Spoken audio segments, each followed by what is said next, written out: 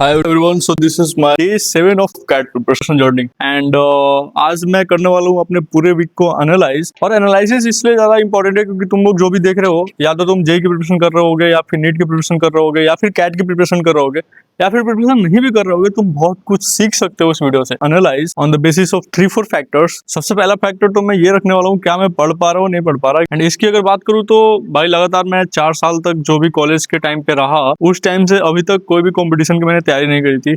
ना कभी मेरे को लगता है कि लगातार आधे 1 घंटे तक पढ़ा भी था। तो अभी मेरी आदत जा चुकी थी, तो मैं 5 मिनट भी बैठ के एक साथ एक क्वेश्चन पे दिमाग नहीं लगा पा रहा था, ठीक है। तो वो चीज मेरे को फर्स्ट डे बहुत ज्यादा तंग किया। देन वो चीजें बेटर हुई। अभी ऑन डे 7 मैं लगातार कम से कम 3 से 4 क्वेश्चन बैठ के बना सकता हूँ क्वांट के। डे 2, 3, 4 की मैं बात करूँ तो बेसिकली मेरे को पूरा पैसेज पढ़ने में, जो VARC का पूरा पैसेज होता है, नहीं बन पा रहा था। मैं सीरियसली बता रहा हूँ, मेरी इंग्लिश वीक नहीं है, बट VARC के पैसेज पढ़ने के बाद मेरे को ऐसा फील हो रहा है कि भाई मेरी इंग्लिश काफी वीक है, क्योंकि मैं एक साथ पूरा पैराग्राफ पढ़ ही नहीं पा रहा हूँ। एंड पूरा पैराग्राफ पढ़ने के बाद अगर मैं सोच रहा हूँ कि मैंने इस पैराग्राफ से समझा क्या, तो वो चीज मेरे दिमाग में नहीं आ पा रहा। डे 3, 4, 5 पे, इवन टुडे अगर आज की बात करूँ तो बहुत सारे क्वेश्चंस मेरे इजीली मिस्टेक हो जा रहे।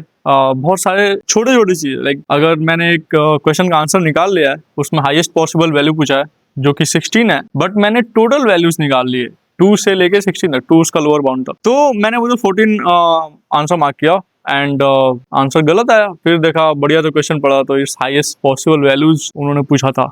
तो ये सारी चीजें बहुत ज्यादा होती हैं एंड होती ही रहेंगी। लाइक धीरे सिली मिस्टेक्स कम हो जाएंगे, एफिशिएंसी बढ़ जाती है, एक्यूरेसी बढ़ जाती है। तो अभी से मैं इन सारी चीजों को लेके बहुत ज्यादा टेंशन में नहीं हूँ। एक फैक्टर जो कि मैंने ट्रैक किया है, अपने सोने का रूटीन।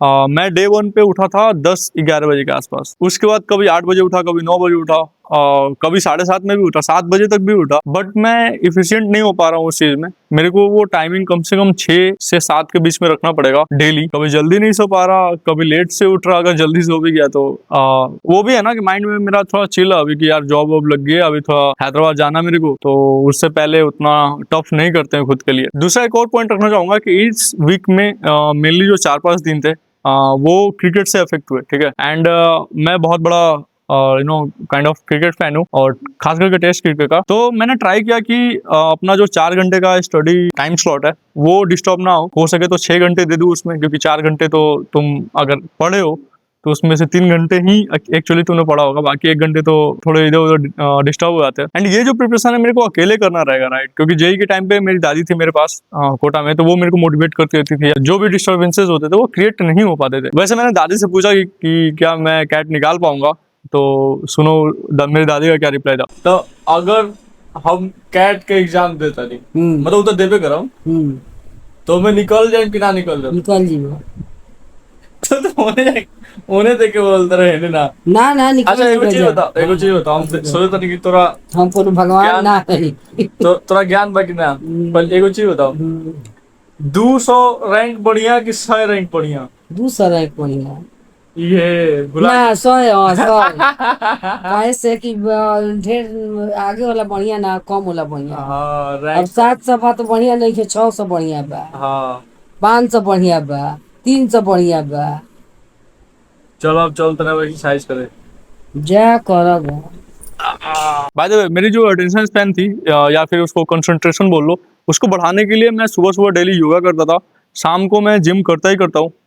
आई नॉट से जिम, क्योंकि गांव में जिम है नहीं। वर्कआउट करता हूँ मैं, पुशअप्स वगैरह मार लिया, या फिर कुछ भी एक रॉड बार से जो कुछ हो सकता है वो कुछ करने का मैं ट्राई करता हूँ, और वो चीज मैं डेली कर रहा हूँ एंड वो मेरे को बहुत फायदा देता है। अभी एक बंदे का क्वेरी आया था कि भैया आप कैट की प्रिपरेशन क्यों कर रहे हो जबकि आपकी जॉब लग चुकी है। तो मैं सही बताऊं तो I am not satisfied with job. एक तो मेरी कैंपस प्लेसमेंट में जॉब लगी जिसको मैंने छोड़ा, फिर एक ऑफ कैंपस लगी, वो कैंपस में ही आई थी कंपनी, बट मेरी ऑलरेडी प्लेसमेंट हो चुकी थी, तो मैं उसको कैंपस से नहीं भर सकता था, बाहर से ट्राई किया, उसमें हो गई, तो वो उन लोगों ने 5 महीने तक डिले कर दिया। तो अभी मेरे को ऐसा फील हो रहा है कि लास्ट 3 महीने से मैं अनएम्प्लॉयड हूँ, एंड बहुत ज्यादा प्रेशरस काइंड ऑफ सिचुएशन होता है वो, when you are graduate from Tier 1 college, IIT Kanpur, India में रैंकिंग 3rd पे आ रही है, and you have this feeling कि यू आर अनएम्प्लॉयड। तो वो बहुत ज्यादा प्रेशर क्रिएट कर देता है।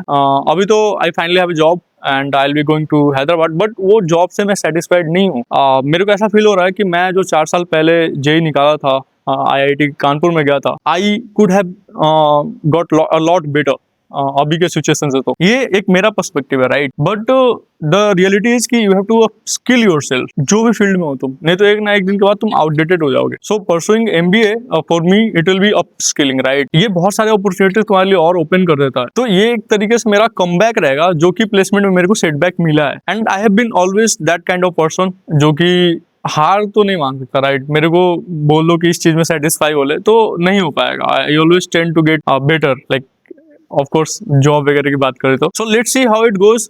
सेकंड वीक से मेरा यही उम्मीद है कि मैं और भी इन सारी चीजों को बेटर कर पाऊँ। एंड अभी से मैं एक और चीज इंट्रोड्यूस करूंगा, वो रहेगा डे 7 पे, लाइक वीक के एंड में I will try to give 1 mock, and वो सिंसियरली दूंगा 2 घंटे बैठ के अच्छे से। एंड क्योंकि मैं जेई के टाइम पे दे रखा वो सारी चीजें, एंड उन्होंने मेरे को काफी हेल्प करी थी, तो मैं वो चीज अभी दूंगा। And then I will assess myself कि भाई मैंने क्या कुछ सही करा, क्या कुछ गलत करा, एंड वो हर वीक में होगा। तो I already have 12 weeks CAT के एग्जाम से पहले, तो देखता हूँ कितना अच्छा कर पाता हूँ। बाकी इस वीडियो से मैं तुमसे क्या एक्सपेक्ट करता हूँ, कुछ नहीं, जस्ट आई विल फील कि तुम कनेक्ट हो इस पार्ट में, इस जर्नी में, तो I will feel a lot better, क्योंकि this kind of video motivates a lot. And I know कि तुम किसी भी फील्ड में हो, this gonna make you do better और make you feel to do better, right. So that's it for the video. अभी बारिश हो रही है, मैं छत पे हूँ, and yeah I have to go.